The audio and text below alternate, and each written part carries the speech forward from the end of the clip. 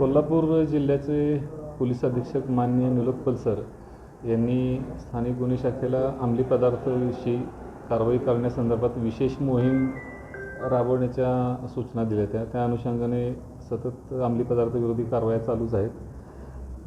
रविवारी दिनांक 12 रोजी आमच्या LCBकडील कर्मचारी वैभव पाटील याला माहिती मिळाली की एक मुलगा चरस विकण्याकरिता मुळशिंगी रोडला येणार आहे।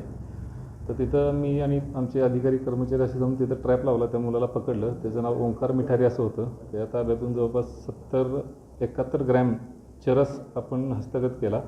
तसंच त्याकडे एक गाडी पण होती।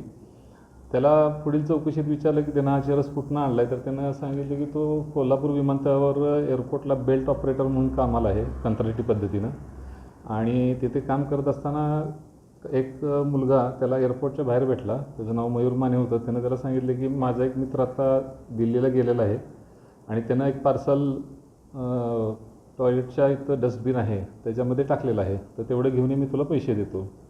मग त्यानं दिवसभरात ते शोधलं आणि ते पाकिट त्याला मिळाल्यावर ते चरस आहे त्याच्या लक्षात आलं। त्यानंतर तो बाहेर आला तर ते मयूर माने त्याला मिळून आला नाही। मग त्यानं परत हे चरस विकण्याचं ठरवलं। मग विकण्याचं ठरवलं असता आपण त्याला ट्रॅप लावून पकडलं। यामध्ये असं परिस्थिती निष्पन्न झाली की काही दिल्लीची मुलं होती जी इथे कोल्हापुरात बऱ्याच वेळा येत असतात। काही राहण्यासाठी येतात, काही पैलवानकी करण्यासाठी येतात, काही मजा म्हणून येतात।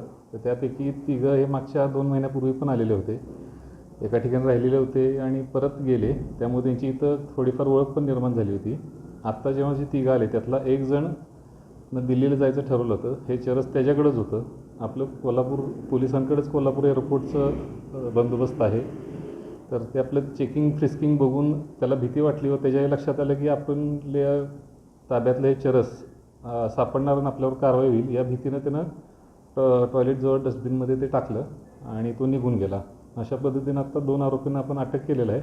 आता ते चरस कुठून आणलं, काय आणलं आणि इतर आरोपींचा शोध घेऊन आपण अटक करणार आहोत। याच्या आधी ते जे आले होते किती दिवसांसाठी आलेले होते आणि कोणत्या कामासंदर्भात काय आले होते? कारण जर अशा पद्धतीने चरस घेऊन येतात तर त्याच कामासाठी वगैरे आले होते काय?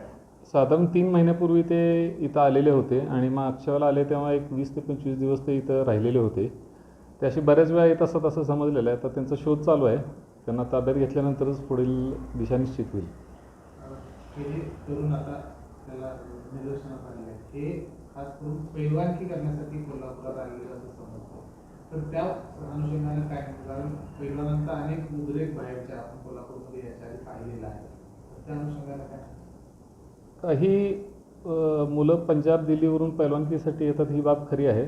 पण काय वेळेला की काही सिरियसली पैलवानकी करणारे असतात आणि काही त्यांचे मित्र बऱ्याच वेळा त्यांच्यासोबत जे येतात ते फक्त इथं वातावरण चांगलं आहे आणि घरची परिस्थिती चांगली असती, त्यामुळे त्यांच्या साथीनं ते येतात। ते इथं फक्त काही चैनी करायसाठी फिरायसाठीच येतात। त्यामुळे सगळेच पैलवान अशा कृत्यात आहेत असं म्हणता येणार नाही।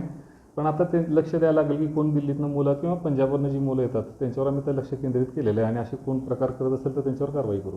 पैलवानांना काय आव्हान असणार आहे?